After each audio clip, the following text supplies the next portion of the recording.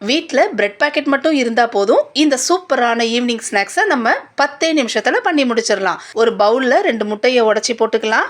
அது கூடவே கொஞ்சமாக உப்பு, கொஞ்சமாக பெப்பரு, கொஞ்சமாக இஞ்சி பூண்டு பேஸ்ட்டு போட்டு நல்லா கலந்து வச்சுக்கலாம். இந்த மாதிரி நல்லா பீட் பண்ணி எடுத்து வச்சுக்கலாம். இப்போ ஒரு டவாவில் பட்டர் போட்டுக்கலாம். பட்டர் போட்டுட்டு நம்ம கலந்து வச்சுருக்கிற முட்டையை இதில் ஊற்றிக்கலாம். ஊற்றிட்டு நல்லா எல்லா பக்கமும் போகிற மாதிரி ஸ்ப்ரெட் பண்ணி விட்டுக்கலாம். இப்போ முட்டை மேலே பிரெட் பீசஸை வச்சுக்கலாம். வச்சுட்டு பிரெட்டு மேலே க்ரீன் சட்னி அப்ளை பண்ணிக்கலாம்.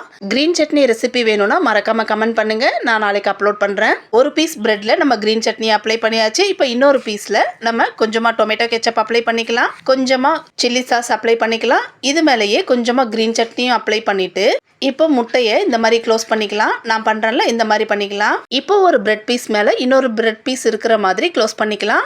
அவ்வளோதான், நம்மளுடைய சூப்பரான பிரெட் ஆம்லேட் ரெடி ஆயிடுச்சு. டேஸ்ட்டு சூப்பராக இருக்கும். ஈவினிங் ஸ்கூல் விட்டு வர குழந்தைங்களுக்கு இதை செஞ்சு கொடுத்தீங்கன்னா நல்லா சாப்பிடுவாங்க, வயிறும் நிறையும்.